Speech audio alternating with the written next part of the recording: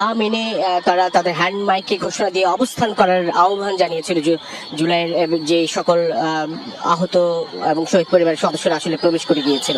পরবর্তীতে এখন আমরা যেটি দেখতে পাচ্ছি এপিবিএন অর্থাৎ আর্ম পুলিশ ব্যাটালিয়ন পুলিশ এবং সেনাবাহিনীর সদস্যরা রয়েছে, তারা কর্ডন করে আসলে যারা ভেতরে অবস্থান করছিল তাদেরকে বের করে দিচ্ছে।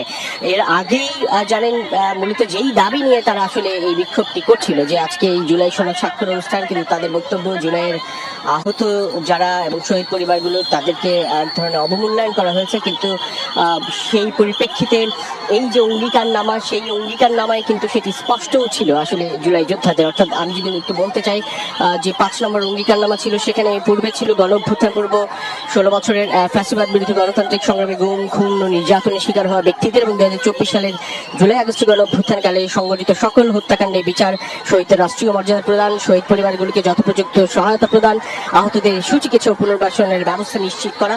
সেটি কিন্তু আগের অঙ্গীকারনামা অর্থাৎ চূড়ান্ত খসড়া যে অঙ্গীকারনামা ছিল সেখানে উল্লেখ ছিল।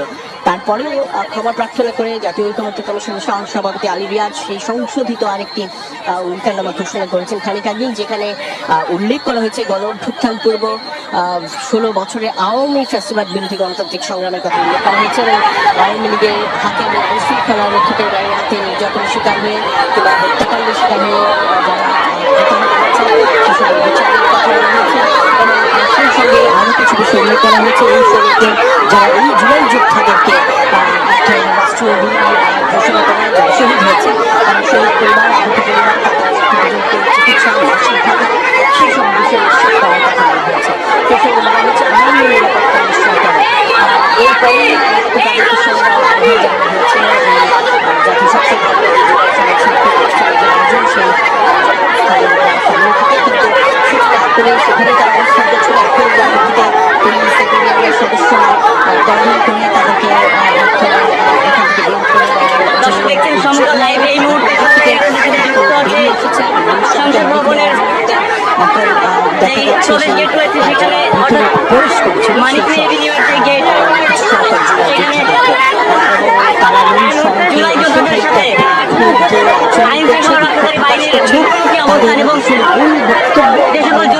বাইরে অবস্থান করছিলেন তারা কিছুক্ষণ আগে সংসদ ভবনের গেট ভেঙে ভেতরে প্রবেশ করার চেষ্টা করেন এবং এই গেট ভেঙে প্রবেশ করার চেষ্টা করলে আইন শৃঙ্খলা রক্ষাকারী বাহিনী তাদেরকে বাধা দেন এবং সেখান থেকে সরে যেতে বলেন।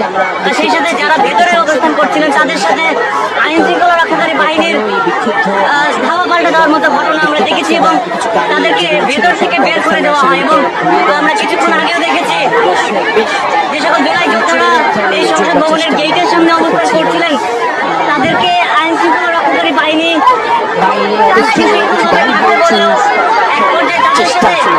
এরকম মুখোমুখি অবস্থান তাদের তৈরি হয় এবং এই মুহূর্তে সকলকে সংসদ ভবনের ভেতর থেকে বের করে দেওয়া হয়েছে।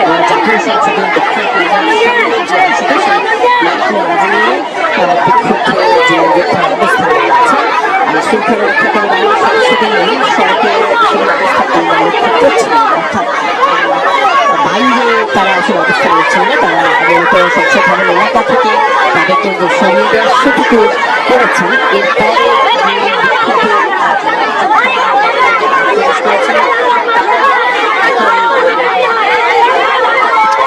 বাইরে অবস্থান করেছেন, এই ধরনের বিচ্ছিন্ন অবস্থায় বলা চলে।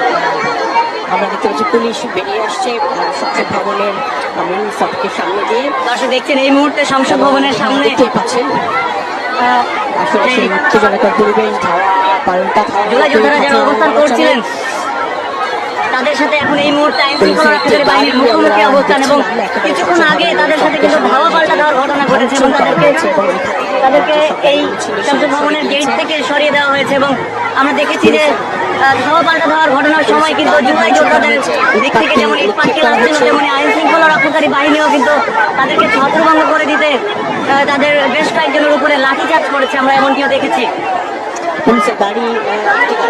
এবং এক পর্যায়ে টিয়ার সেল ছোড়া হয়েছে তাদেরকে ছত্রভঙ্গ করে দেওয়ার জন্য। পুলিশ সামনে থেকে বেরিয়ে এসেছে, দেখতে পাচ্ছি যে ধাওয়া পাল্টা যাওয়ার ঘটনাটি ঘটছে।